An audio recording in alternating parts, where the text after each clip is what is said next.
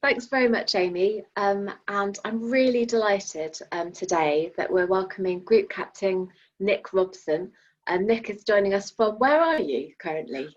I'm on the Isle of Skye this morning, Rachel. Okay, so Nick is working from the Isle of Skye at the moment. And as you can imagine, sometimes the internet connection there is a little bit patchy. It's dropping in and out. So bear with us.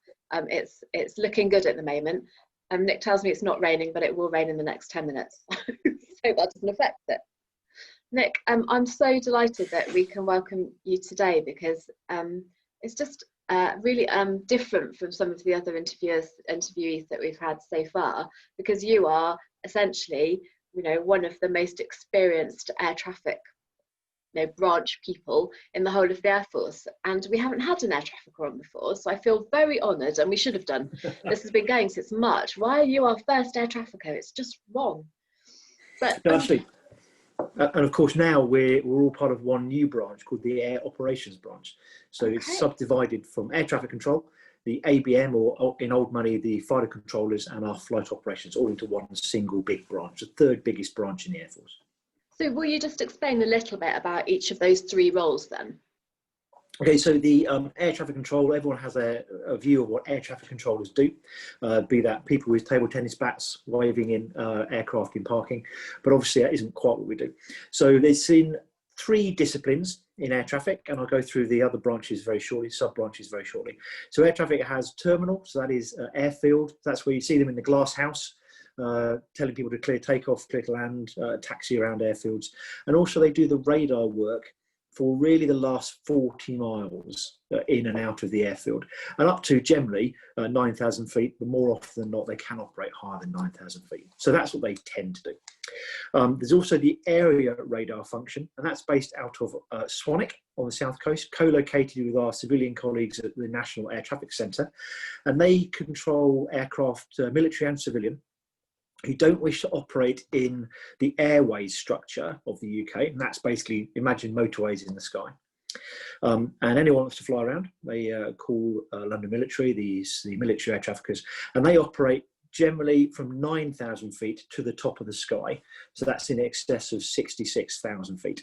And their area of operation is roughly Copenhagen to Shannick, so over out on the west coast of Ireland-ish, down to the French boundary, so Clacton and a little bit south from there, and all the way to the top beyond Stornoway, so and beyond Saxon Ford. So you can imagine a large play area. So really, really cool job.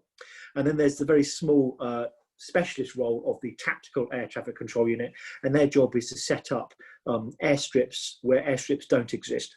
So that can be disused airfields, it can be deserts, it can be beaches, jungles, and of course, ultimately, if necessary, we can ask our adversaries to give up their airfield, and we operate it, having removed them. Very so diplomatic way of putting that, Nick. Yeah, and I've done all three of those roles, which I'm sure we'll discuss later. The ABM, or the Air Battle Management function, is in old money used to be called fighter controllers. So their job is to maintain surveillance over the UK airspace, clearly for our own defence of the UK defence, and also as part of our NATO commitment to the shield we provide for our NATO partners. So they're identifying every single aircraft that's flying through UK airspace, significantly low level to significantly high level, and confirming they are not or are hostile. And they also then at that point do the intercepts. So you've all seen the Typhoons going off and doing their QRA intercepts to keep the skies safe from interlopers, aircraft who should not be flying through the UK airspace, be that hostile agencies or airliners who have malintent, or occasionally aircraft who forget to turn the radio on. And so we go and remind them, you have to talk to us flying through UK airspace, mainly for their own safety, but also clearly for security of the UK. So that's the ABM function. And then we have the flight operations function, which is sort of anything from airfield management to squadron management. So if you're a way of comparing it to a civilian environment, air traffic controllers keep the aircraft off the ground, that's really nice. And the flight operations type function is what we would call the airport and airline management function that you'd have in the real world. And that's the three branches. And we've done a similar thing with the trades.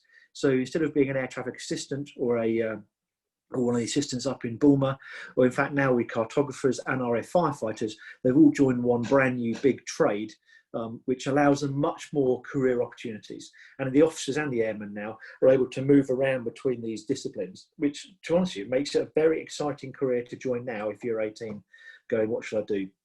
This sounds fantastic. Great opportunities. And you said it's the largest group of trade branches and trades now in the Air Force. Certainly for the officers, it's the third largest branch for the officers. So the jobs that we had historically done, I mean, fast jet navigators used to have some really cool jobs. And of course, over time, we're running out of fast jet navigators as that role has diminished and is now removed. So somebody has to do those functions, and the people who have the best skills for those staff jobs that don't require being in the back seat of an aircraft are, I would argue, the air operations branch, because they do know how this sort of command and control airspace operations works. So good opportunities for anybody looking for an exciting career. So turning back then to air traffic, tell us about the different roles then, be it officers or be it through the trade roles as well, that people could get into if they're interested in being in air traffic. So to be an air traffic controller, so the actual control function where you're talking to aeroplanes, turn left, turn right type of thing, that's an attitude-based skill.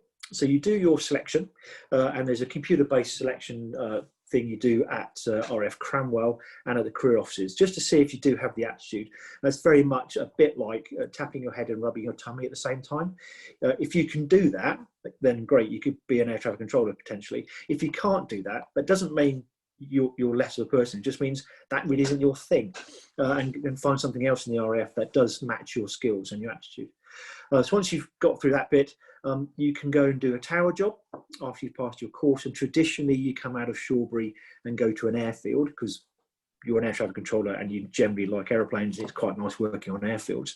So you go into the tower, and you can do the tower function, which is in the glass greenhouse on the top. And that's really quite exciting. I quite enjoyed that part. So that is where you're managing the aircraft at the critical phases of flight, so takeoff and landing, managing the visual circuit, and that can be quite busy, somewhere like RF Valley or RF Cranwell, where we're teaching aircrew how to take off and land and do their rolls and things like that. So you're managing quite a dynamic visual circuit with aircraft coming from all over the place, and you're effectively building a racetrack in the sky within the sort of confines of the airfield, which is about 5 miles. The ground controller does the bit on the ground, as the name would suggest, which is taxi clearances, mainly to stop aircrew driving into each other the wrong way around taxiways, and getting them sequenced correctly so we can spit them into the air, and then at the end of it, when they land, bring them back to their parking slots. They also coordinate the fire and crash rescue should it all go wrong. So really, really cool, very dynamic job. Really teamwork essential, because you're working closely with your assistant, the tower controllers and the ground controllers, all working really closely together.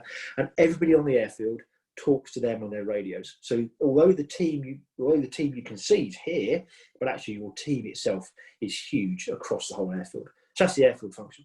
Nick, sorry to interrupt, but when you went through your training, that is indeed what you went and did first, is it? Is that correct? I went to I went to RF West Drayton, so I sort of got creamed off and went to the area radar role and did the area radar function straight away, which is slightly unusual.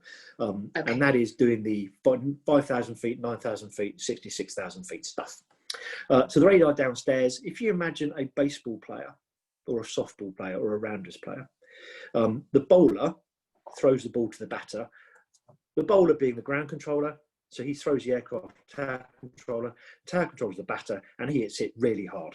And he smacks it away, and eventually it's caught by a guy called the departures controller or the approach controller, depending on who you are. And he drives the aircraft around to where it wants to go. I want to go to Lossiemouth, crack on, we'll point you north and make sure you don't hit anything on the way. On the way back, it's imagine the outfielder throws the ball, and he hasn't got a great arm, so he throws it a little bit of the way, and the guy in the midfield catches it, and his job is to throw the ball back to the bowler again, but in an order and quite an orderly fashion. Otherwise, the catcher's going to have loads of balls coming out at the same time. So what the director does is directs the way the aircraft come into the airfield. And again, he's building another racetrack and literally moving the aircraft around so they are 8 miles apart in a very nice, eye-pleasing manner.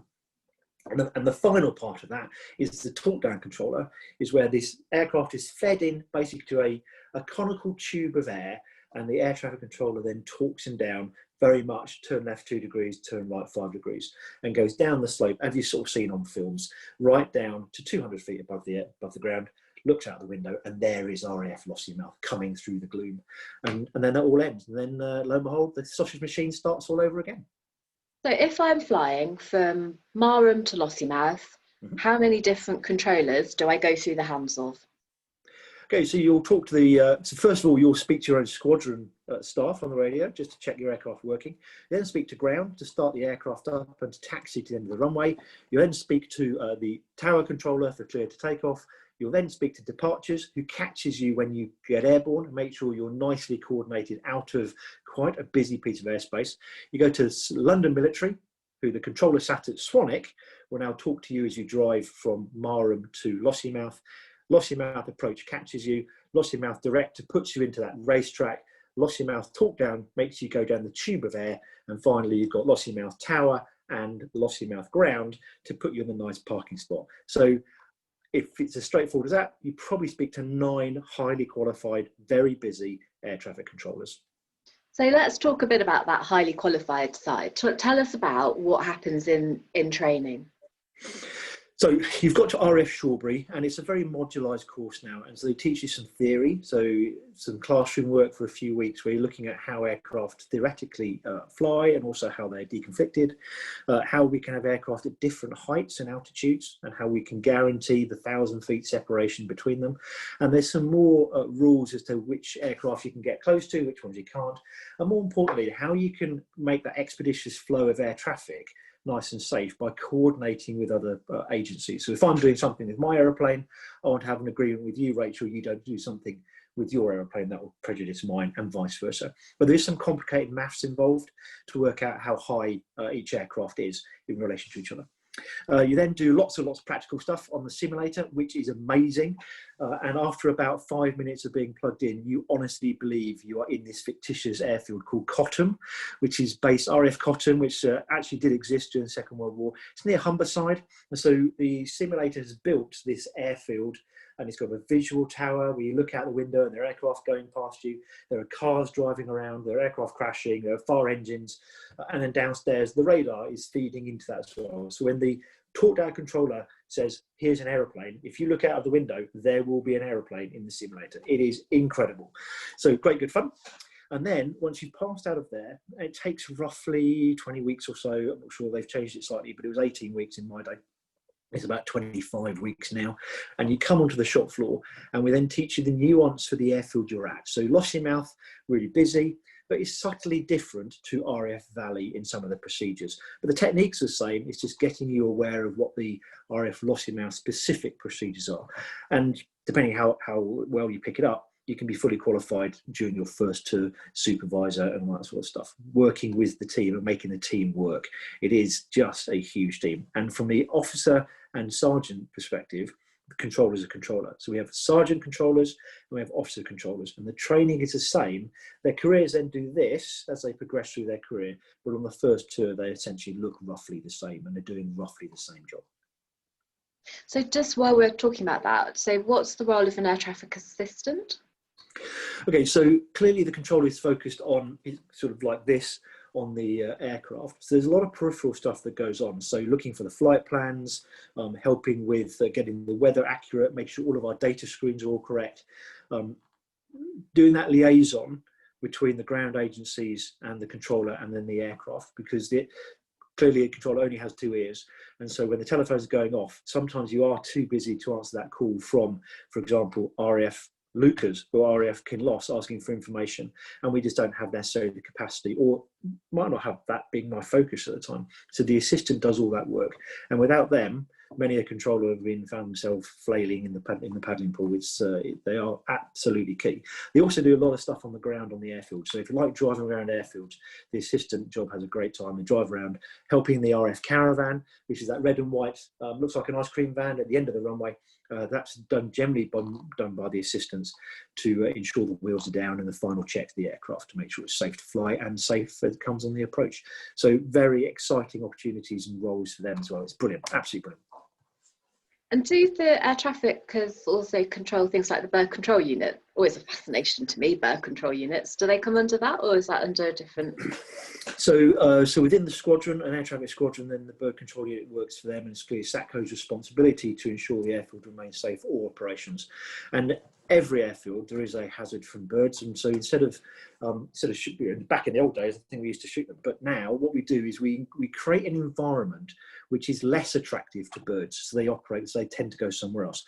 And that can be as simple as cutting the grass to the right length. So if you cut the grass between, this is going to sound very sad and very geeky, so I apologise to the audience, between 90 millimetres and 110 millimetres, and they keep the grass that length. That's really inconvenient for small birds because they can't sort of see what's going on. And it's just the wrong length for slightly big birds because they can't get their beaks down to the ground. So if you make the grass that length, they'll just go somewhere else where the grass is more to their favour. So we just manage the environment, frankly. And then if we do have a small collection of birds, then the bird control unit will go out and fire off flares and fire off sort of bird scarers, which are big sort of fireworks, to make the big bang, and then they move off. But some birds are quite clever. So rooks and crows are really clever, and so they generally know aircraft coming, and they'll hop around and go off somewhere else. So it's brilliant. Fascinating. It is. It's absolutely fantastic. So the rumour that they play the birds Wagner is not correct? I have heard Wagner being played. Its effectiveness may be questionable. Just a quick question, and to everyone, please do feed your questions through, and I will pass them on to Nick. Just going back to training, Roy's asking Nick, why is RAF Cotton used in preference to RAF Patrington's GCI unit, which I hope I pronounced that right, Patrington, GCI unit, which was closed down and is near to the Humber? I think it's just a place where we went, where's the most beneficial training picture we can create, and it's fictitious. So Roy, it's a fictitious airfield. We're not using the actual one. We just use the geographical point. In fact, it's not hilly enough for to learn some of the key skills. So that part of the UK is quite flat. So it's quite good as an air trafficker not to drive aircraft into hills. And so we've actually moved the Wrekin, which is the big hill near Shrewsbury. We've lifted up and we've plonked it near Cotton, so that if we push aircraft to the south of Cotton, the training controller has to remember to get the aircraft slightly higher. So yeah, it's slightly artificial. Created a wacky virtual world to do all we have created a wacky, and you'd be surprised that Bridlington Airfield is much busier in our simulator than it is in reality. So you were talking about your first role when you came out of training, and that was a radar role. Tell us a little bit about that. So I went to RAF West Drayton, which is just outside Heathrow, or was just outside Heathrow, for my first role at an organisation called Eastern Radar, where I controlled aircraft. If you drew a line vertically through the M1 through Manchester, anything to the east of there, so from Manchester to Copenhagen, from Newcastle to Clacton, give or take a bit Calais, from 5,000 feet to 66,000 feet. That was my play area for the aircraft. So we would do transits, aircraft that wanted to transit north to south, east to west, from 9,000-ish feet. That's roughly a good level to fly around, 10,000 feet. Goes up to Eastern Radar, we move them around. We did air-to-air tanking, which was quite good fun. That's where you actually try and get aircraft close to each other. And we do airways crossings. How do you get the aircraft across the motorways in the sky? And that's Rachel's a bit like three-dimensional Frogger. So you have to try and turn left, turn right, go up, go down a bit in order to avoid the airliners, because they have preference in the airways.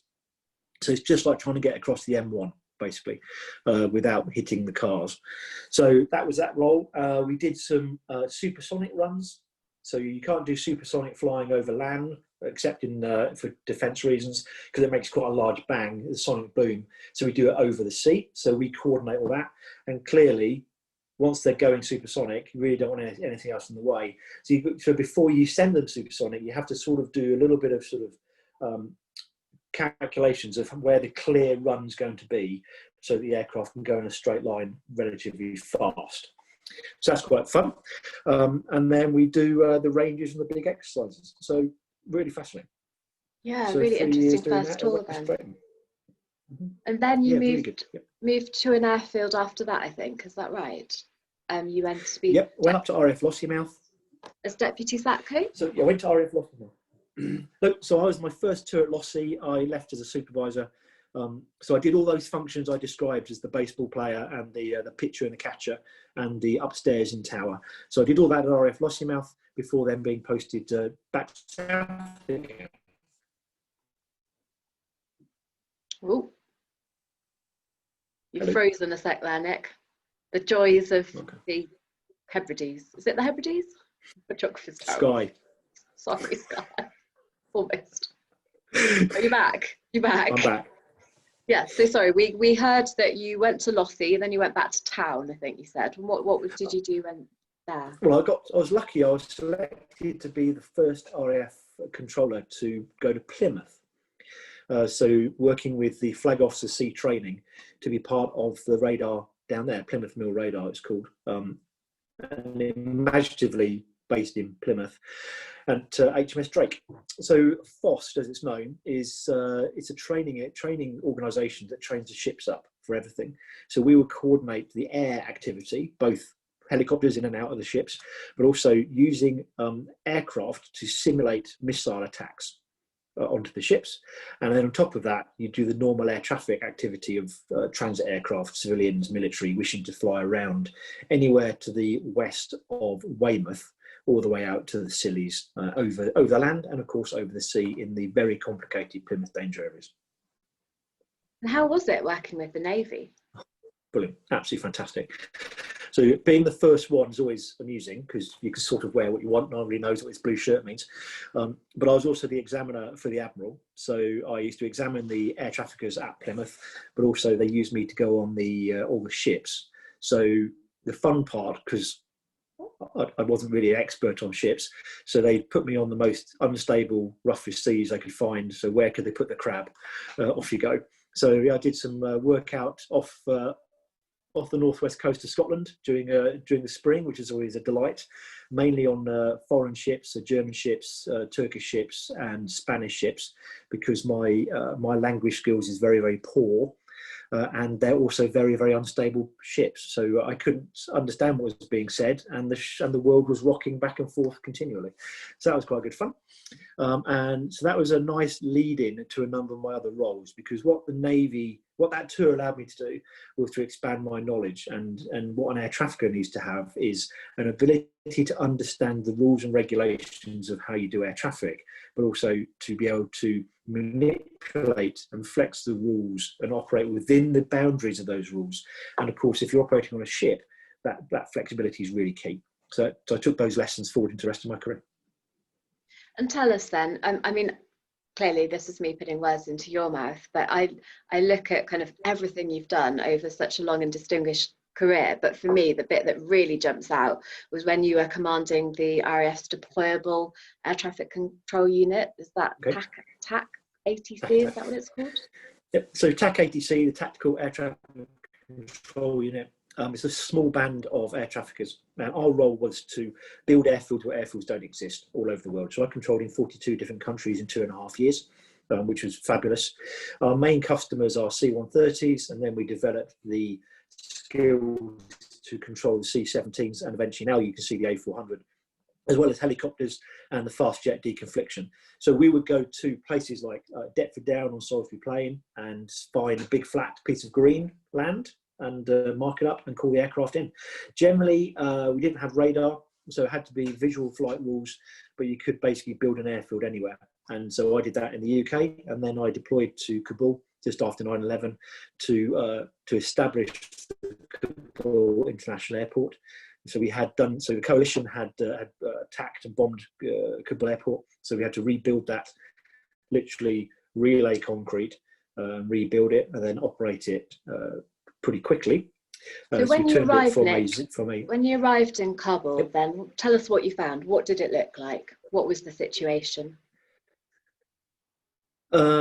it was still pretty dynamic. The enemy forces were really quite close. We had some significant force protection guys from the RF regiment come and help us while we did the work on the airfield. There was a lot of bombed out aircraft from the Russian era and also from the Afghans themselves, all their sort of damaged aircraft. There were holes in the runway at every intersection. So if you want to deny the use of a runway, instead of trying to blow the whole thing up, basically you just blow up the junctions, because you have nowhere to land and nowhere to turn off. We did that in the Falklands as well. So having done that, we then have to rebuild it to take it from there. So very austere conditions at the beginning, and then eventually relayed the concrete, and the runway got gradually longer and longer and longer as the concrete cured, and we built it, and it turned into an airfield that is comparable to more movements than Waddington and Kinloss put together. Wow. And whether at that point, was it, you said it was quite dynamic, does that mean that there were still quite a lot of threats to the airfield at that point? There are a lot of threats, a lot of enemy activity, be it the odd sniper attack from up in the hills to slightly more energetic attacks, both to the airfield and, more worryingly, to the approach lanes. And that's where the RF regiment really earned their chips, because it's the approach lanes where the aircraft are most vulnerable. And so if we protect that, which is the RF regiment's role, are fantastic at it, such that they're even training, the American colleagues were learning best practice from our guys. It was amazing. So yeah, pretty dynamic, pretty energetic in the first few months. And then from there I moved up to Bagram to help the Americans do the same with Bagram, and then the TLZs in the country.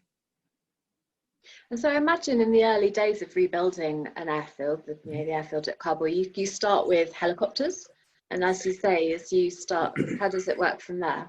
Okay, so helicopters are pretty flexible. They can land in most places, but in Kabul, there is a significant mine threat. There are a lot of landmines on anything that wasn't tarmac or concrete. So the places they could land was quite limited. So we have to start from small ink blot and then and make the airfield bigger and bigger and bigger. Once you have enough room for a C-130 to land, and there was just enough for C-130 to land. In fact, you could, in some airfields, you can put them on taxiways. If you have enough, if it fits the criteria and the specification, you can land C-130s pretty well anywhere, frankly. So we have enough concrete for the C-130, and then what you do is you then mend. If this bit's a bit broken, you then mend the next bit and the next bit and the next bit, and you move this minimum landing strip around the concrete until eventually you've built a mosaic, and funny enough, you have 12,000 foot of concrete. So as you mentioned, you arrived in Kabul just after 9/11 to an airfield which, there were snipers, there were even more dramatic threats to you. How, you'd been, obviously, up to that point, you'd been, you'd worked with the Navy, you'd been at Lossiemouth. How did you feel at that point? Did you feel scared? I think everyone who says they weren't nervous or scared is probably lying. But the training allows you to operate within that sort of, take that fear and nervous energy and use it for good effect. Clearly, we were very well trained with our force protection colleagues, and I had done some short tours with the army as sort of detachments as an assistant balo. So I knew what the army were doing. I understand the words. The key bit for any deployment, and I took this through for various roles, is to try and make where you operate look as close to what it looks like at home. Because when you arrive in any out of area scenario, particularly if you haven't done much of this, you're probably at capacity, merely surviving, because everything's different. Everything, where you eat is different, how you get your food is different, what you're wearing is a bit different, where you sleep's different.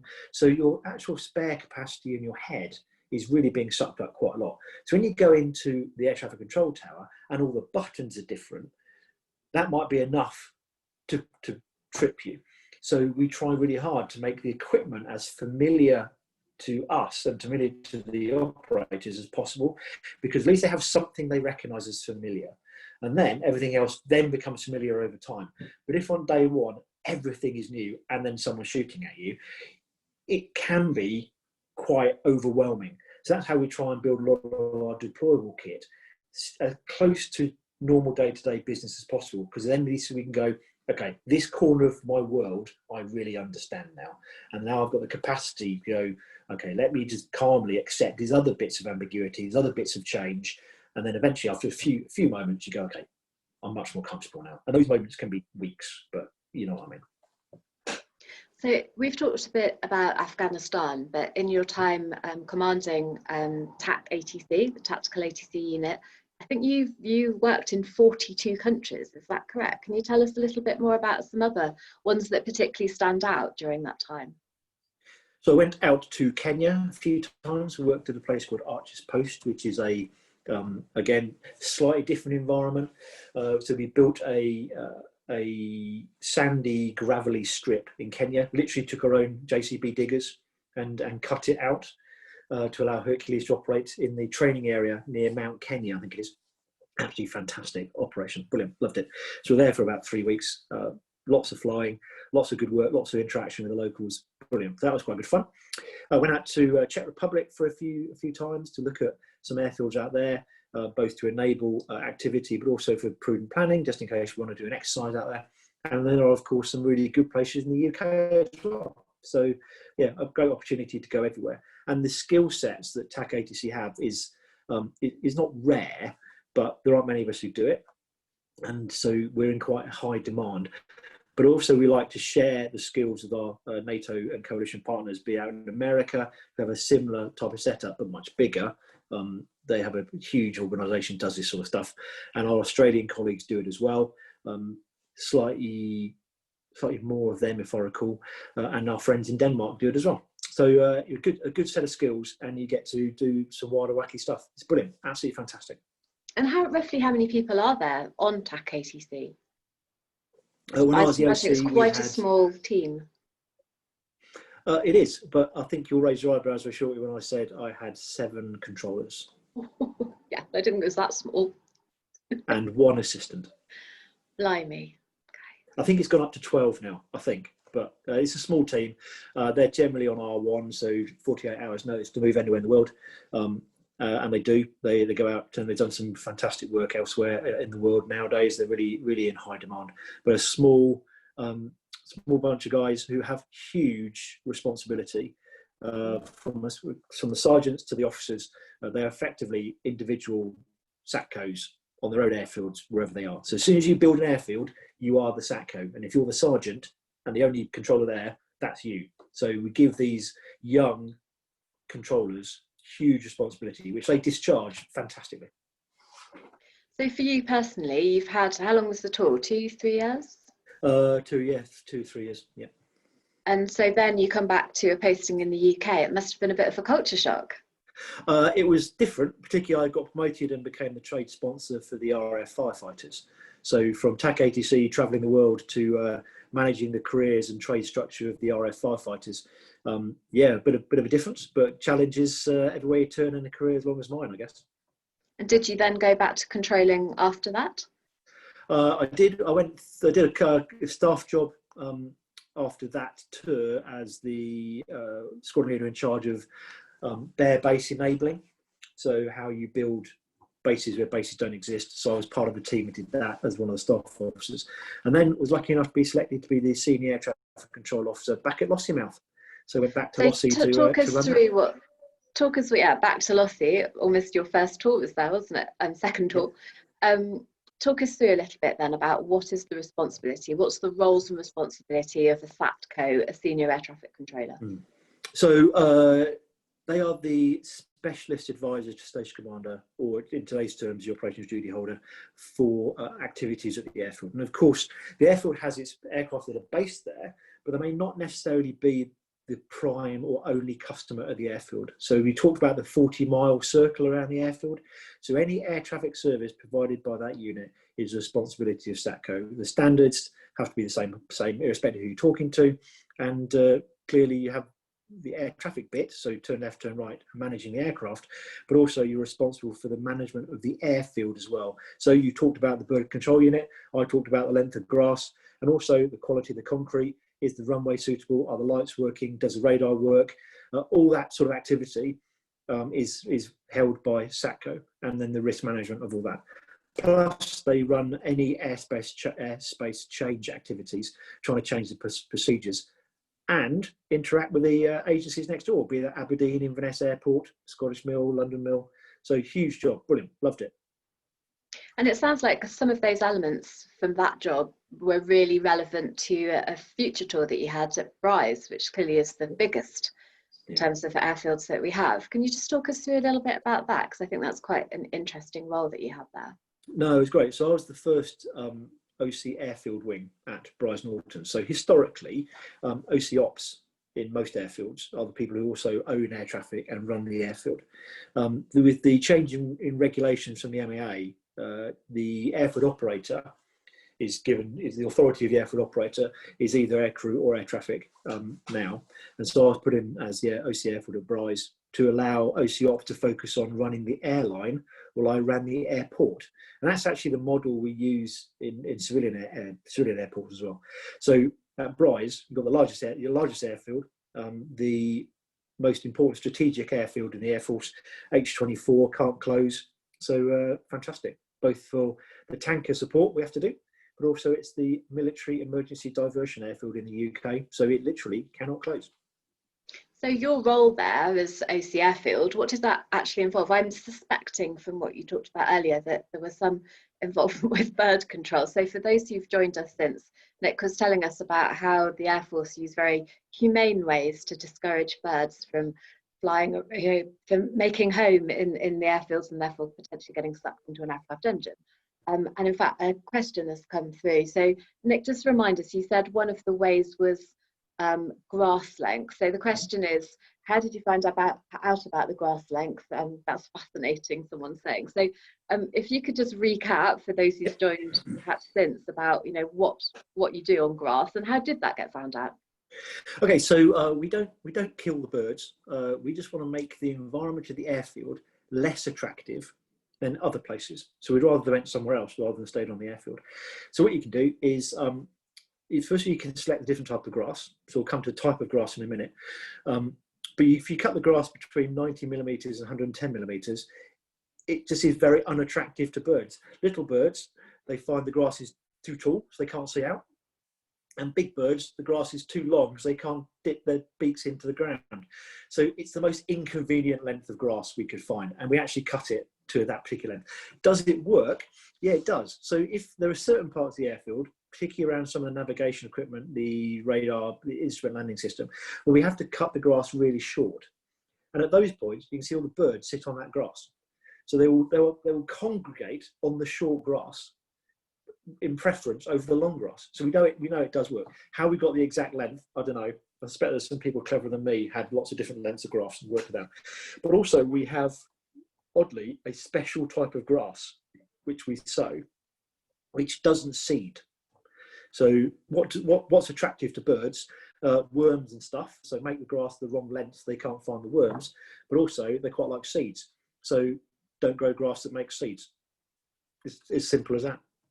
But also, you talk about bird control, Rachel. We also had at Bryce a slight deer problem. So we had to discourage deer coming across the airfield. Rabbits are always a problem. So it's not just bird control they look after. They're doing wildlife management is probably a better term for them. But bird control is what we tend to call them. And I guess on the reverse of that, yeah, I'm aware that many RAF airfields are, in terms of being environmentally friendly and ecology and diversity of species, they're havens for lots of that, aren't they? Was Bryce go into that category? It is, and there was a particular part of the airfield which we had actively planted types of vegetation that encouraged or discouraged types of birds. So if we know that crows and rooks like a particular type of trees, or the way we build it, how trees and stuff are planted, we'll plant different types of trees. So yeah, we manage it in a full sort of green whole system approach, really. And again, as we said at the beginning, the idea is to make my airfield less attractive than somebody else's field. So please go there. So let's fast forward and talk about so you've now promoted to group captain. What's your role now as one of the most senior air traffickers in the Air Force? Well, it's very kind of you to say so, but I'm the head of the Defence Air Traffic Management and Airspace Organisation. So we are the policy lead for defence on all aspects of air traffic management and airspace. So what does that mean? You imagine most of our civilian regulations come across from Eurocontrol and from the international organisation called IATA. And so I'm the policy lead to interpret those regulations and see how it impacts the UK, the UK military. But my civilian colleagues in the CIA are doing the same as well. So be that pre-Brexit, post-Brexit, the UK regulations, we look at those from a policy perspective and see how they apply into the military environment. And if there's a requirement to amend them particularly for our usage, allow the freedom of manoeuvre for our aircraft, then that's my role to do that. So that is regulation. I also do space. So how, not necessarily space itself, but how you get from ground to space with the growth of space transport. I'm doing wind farms and how they interact with air defence radars. I'm doing unmanned platforms and the regulation for that, and airspace change proposals where some airfields, we describe the 40-mile circle, some airfields need that circle defined in certain ways to allow them slightly more protection, but that comes with new rules. And so I'm part of the organisation that looks into all airspace change proposals as well. So wide remit, both my NATO hat on, my Eurocontrol hat on, and my UK defence hat on. So we've also had a number of other questions around things like, so did you get to see much of Kenya while you were there? I did, and amazing country. So we routed through Mombasa, mainly for fuel. So we stopped in Mombasa for a night, which was really nice. It's much more holiday Kenya, I think is a better way of describing it. That's what people are more familiar with if you go on your holidays. And then flew into a place called Laikipia and Nanuki, Laikipia airfield, and then I bounced into Nanuki on a helicopter. So I got flown into my my desert strip in a gazelle, so I could see effectively my own mini safari around near Mount Kenya. Amazing. Looking at giraffes from a helicopter was amazing. That sounds incredible, Nick. Rachel's just had to dash off. You probably heard the barking in the background. Work from home problems, I'm afraid. So, Nick, when we spoke on the phone, you mentioned your passion for sport. So I just wondered whether you could talk to us a little bit about that. Yeah, the advantage of the RAF or the Army and the Navy is access to sport adventures training. So I've had the opportunity to do, I'm extremely average at nearly every sport I've done, but the ability to try lots of sports and see which sport is for you has been fantastic. So yeah, so a very average rugby player, in fact, pretty below average rugby player. So having learnt that I was not very good at rugby, but I enjoy playing it. I know I'm a rugby coach and I sit in the management of RF Rugby as the head of comms and media. I've done some sailing expeditions, I've done diving all over the world, scuba diving, I've done a little bit of climbing, I'm not very good at that, but scuba diving I was pretty good at, and did some award-winning research diving in Ascension Island, Belize and Thailand. So we did a survey of the damage caused by the tsunami in Thailand on the coral reef. So with our friends from the Natural History Museum, we took an exped to Thailand and we surveyed the coral reef to see how the coral was recovering from the tsunami. And we repeat that expedition now every couple of years to gain the data for the NHM to see actually how do coral reefs recover. So fantastic opportunities.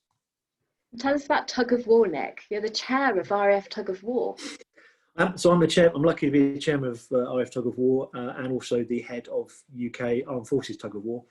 And I can tell the audience now saying, "Oh, right, Tug of War, big lads on the rope. That's what it is." It's not, luckily. So it's one of the few weight-based sports where collectively the team can only weigh a certain weight, and a good weight for us is 640 kilograms. So maths in public, Rachel. 8 people collectively weighing 640 kilograms.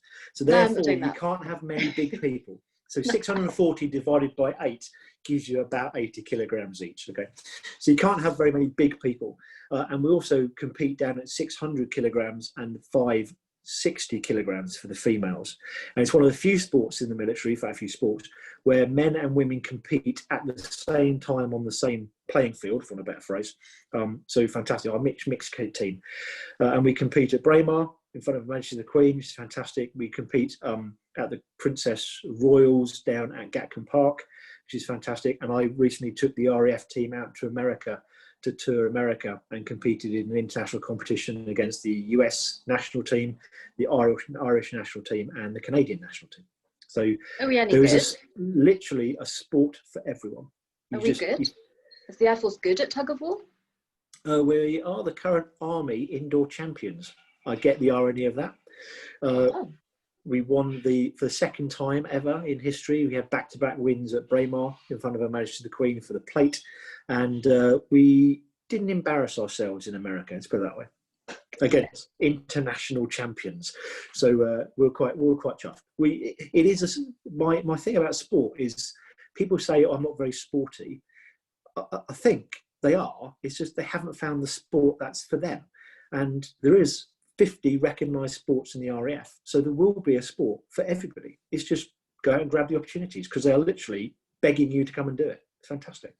And I think that is a fantastic thing about the Air Force. Obviously, the Air Force need people to be fit for operational effectiveness, but at the same time, the opportunities to play so many different sports, or get involved in so many different sports is fantastic. Was that a motivating factor for you when you joined the Air Force? It was, to a degree. It's all part of the whole offer you get in the Air Force, from sport to adventurous training to getting responsibility. I think the key bit for me when I was sort of 16, 17 applying to join the Air Force was to find something that would give me responsibility really early and to sort of be in charge really, because everyone's a bit bossy. So just to get that responsibility and to be responsible and have ownership of your own decisions and understand the impact on others of those decisions. Now that can be in your day-to-day job, but also you can practice that by doing sport, because that's what sport does.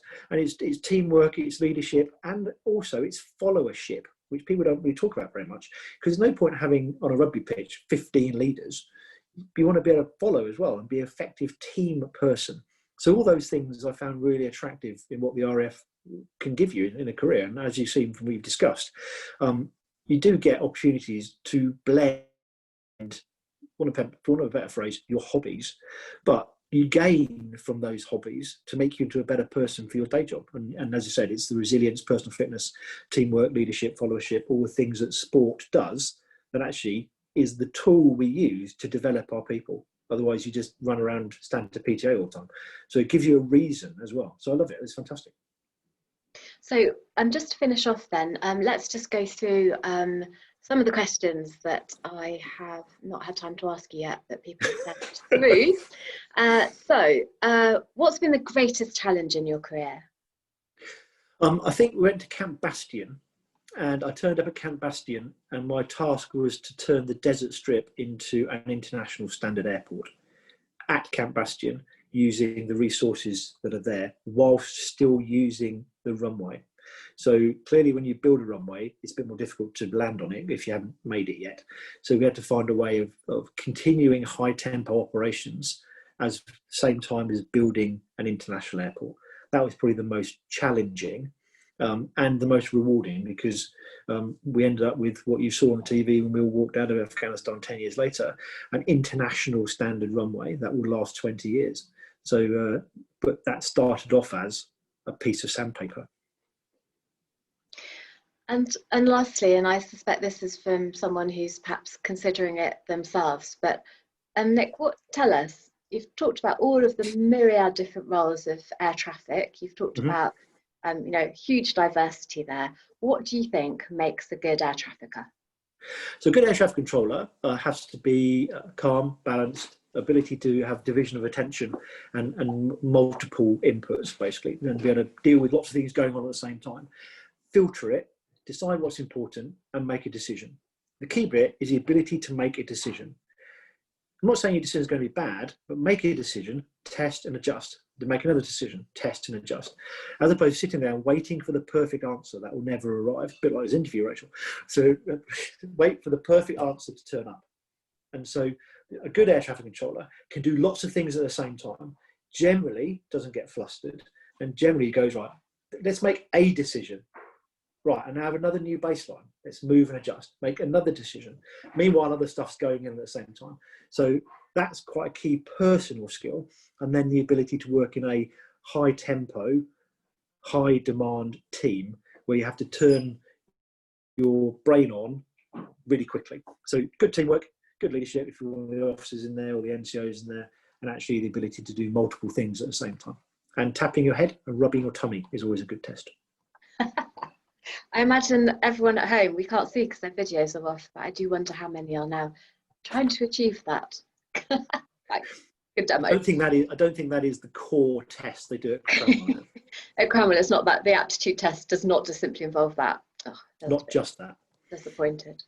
Well, Nick, thank you so much for spending so much of your time today to tell us about, and I think it's been a really fascinating insight into the world of air traffic. And you talk so passionately, and I really hope that everything you said today, and I imagine it will inspire people who are thinking about perhaps a career in the Air Force. But for older people such as myself, I just found it fascinating, and I learned so much. And I know I can see from the comments that I think, interestingly, the grass and the birds seems to have had a huge resonance with people as well. So if people take one piece of information away from today, it's how the Air Force discourage birds on airfields. But thank you so much. And as is traditional, I raise my cup of coffee and say thank you so much. And I can see lots of people clapping. So thank you very much. That's very kind of you, Nick.